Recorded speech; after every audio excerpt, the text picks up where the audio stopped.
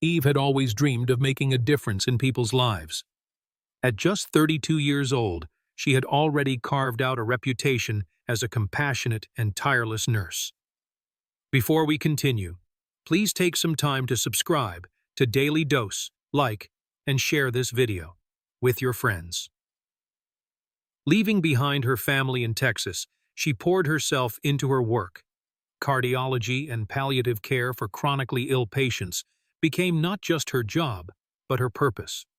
Hospitals loved her. Patients adored her. Eve didn't need applause or praise. She just wanted to be there for people in their most vulnerable moments. So when she was offered two job opportunities, one as a nurse manager in New York, the other as a cardiac nurse assistant in Orlando, most would have expected her to choose the bigger title and paycheck. But Eve chose Orlando. Why? Because of one man, Dr. Daniel Jordan, a world-renowned cardiac surgeon who had inspired Eve to go into nursing in the first place.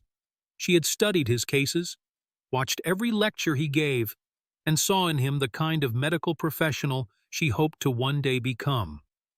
The opportunity to work by his side was her dream come true.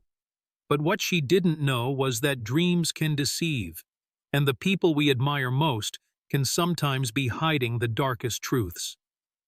When she arrived at Orlando General Hospital, Eve quickly realized the reality was far from the ideal she had envisioned.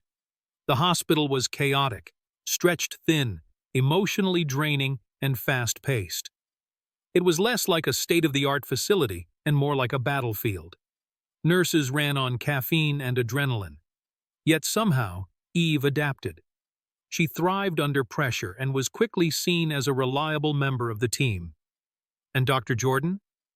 At first, he was everything she imagined: charismatic, confident, and undeniably talented. Watching him work in surgery reignited her passion daily. Until the day she met a patient named Harry Brown. Mr. Brown was 84 years old, suffering from severe heart issues and minor angina. He didn't have any family visiting him, and his quiet demeanor made him seem like a man carrying a heavy history. Eve visited him often, preparing him for his upcoming heart surgery. He always greeted her with a smile and gratitude. "You're my guardian angel," he'd say. "If it weren't for you, I think I'd already be gone." But there was one moment, a single exchange, that made Eve's heart sink. During one visit, the old man joked, somewhat mournfully, that maybe he didn't deserve to live anymore. That younger people with more to contribute should have the bed he was in. Eve quickly reassured him, telling him every life had value. But Dr. Jordan? He said nothing. He didn't even look up from the paperwork he was signing. His silence was jarring. When Eve nudged him to say something comforting, he simply gave a cold, clinical response about an upcoming surgery date and left the room. No warmth, no kindness, nothing. The interaction unsettled Eve deeply. Was it stress? Fatigue? She tried to push it aside. Over the next few days, Dr. Jordan seemed back to his usual charming self, joking with staff, showing empathy to other patients. So maybe it was nothing. Maybe she had misread the moment. But the next red flag couldn't be ignored. It happened a few days before Mr. Brown's scheduled surgery. Eve's shift had started early. Breakfast on the go, the usual emergencies, and skipped meals that came with the job. Around 4 p.m., she looked forward to seeing Mr. Brown again. But when she arrived at his room, something was wrong. Very wrong. The moment she opened the door, a sour, musty odor hit her. The food tray was flipped over. The bedpan was on the floor, its contents staining the sheets, wall, and floor. Mr. Brown was huddled on one side of the bed, clearly shaken. Eve rushed to him, asking what happened. He tried to brush it off. "Clumsy old man," he muttered, but his voice trembled. His eyes were filled not just with shame, but fear. Eve's instincts screamed that something was off. And when she noticed Dr. Jordan's name signed on the visitor log, despite no one informing her he'd left surgery early, it only added to her unease. She asked Mr. Brown directly, Did Dr. Jordan visit? Did he see what happened?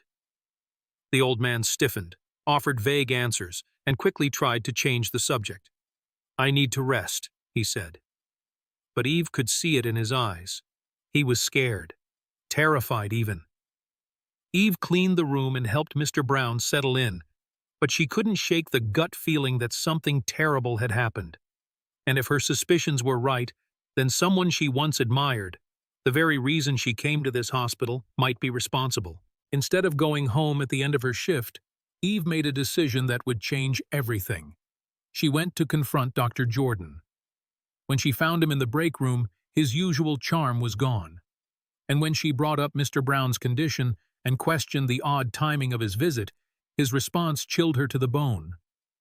I'm tired of wasting resources on patients like him, he said coldly. He probably spilled everything himself. He's old, clumsy, embarrassed. That's all there is to it. It wasn't just the words, it was the disdain behind them, the complete lack of humanity. Eve left the room with her heart pounding. She needed to know the truth. Something told her Dr. Jordan wasn't done for the day.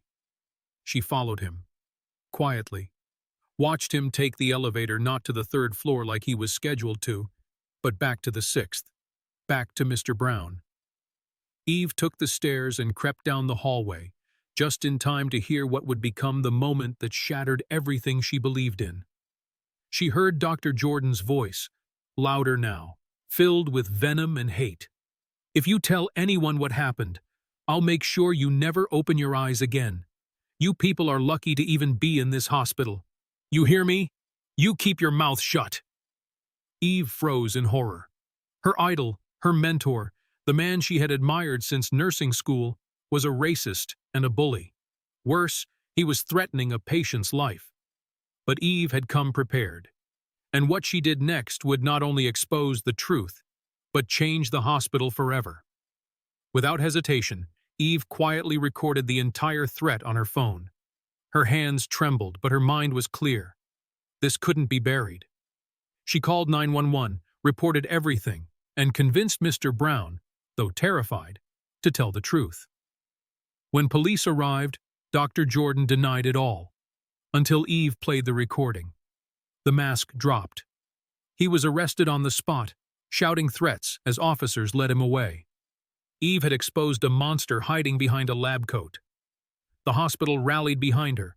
Mr. Brown received proper care, and Dr. Jordan lost his license for good. Eve didn't just save a patient, she saved the integrity of the place she once feared was lost.